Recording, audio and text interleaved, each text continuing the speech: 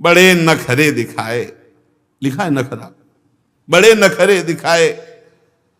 और जब देखा कि पुरंजन पूरे अधीन हो चुका है तब फिर मुस्कुरा दिया।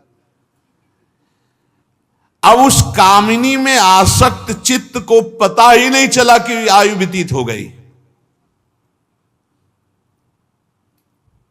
वो उस रमणी ने ऐसा आसक्त किया पुरंजन को कि जिस कार्य के लिए वो आया था वो भूल गया और पुरंजनी में आसक्त होकर पूरा जीवन व्यतीत कर दिया। पूरी जवानी पुरंजन की ऐसे बीत गई मानो अभी आधा क्षण ही बीता हो। पुरंजनी से 1100 पुत्र और 110 कन्याएं हुई। ये सब वृत्तियां हैं, वृत्तियां। ये पूरा परिवार पौरंजनी नाम से विख्यात हुआ। सब एक दूसरे के ब्याह, पुत्र का किसी बधू से, पुत्री का, पूरा जीवन। स्त्री लंपट, वृद्धावस्था को प्राप्त, फिर भी पुरंजनी से दूरी नहीं। इतने में चंडवेग नाम का एक गंधर्वराज, 360 महाबलवान गंधर्व उसके अंडर में रहते हैं। 365 दिन होते हैं, 360 महाबलवान गंधर्व, और इनके साथ मिथुन भाव से उतनी ही गंधर्वियां। मिथुन भाव कृष्ण पक्ष, शुक्ल पक्ष। बारी बारी से चक्कर लगाकर भोग विलास सामग्रियों की भरी पूरी इस 9 द्वारों वाली नगरी को ये नष्ट करती रहती है। चंडवेग अपने अनुचरों के साथ राजा पुरंजन के नगर को विध्वंस करना प्रारंभ किया तो 5 फण वाले सर्प ने रोका।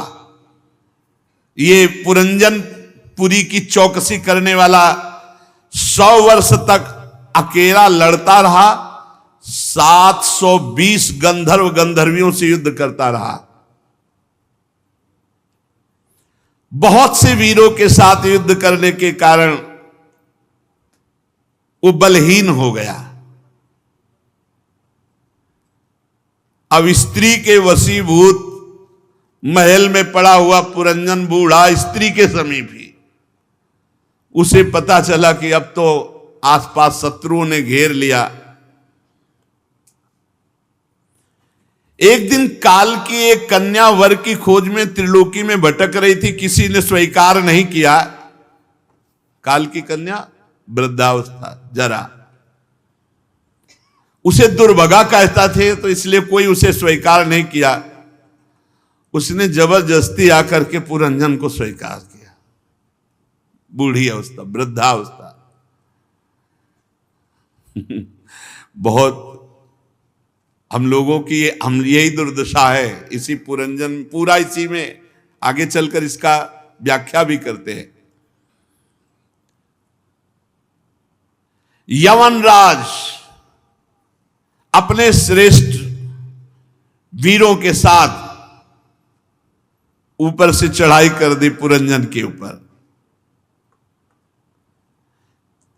और ये गुप्त रूप से पता ही नहीं चल पाया पुरंजन को।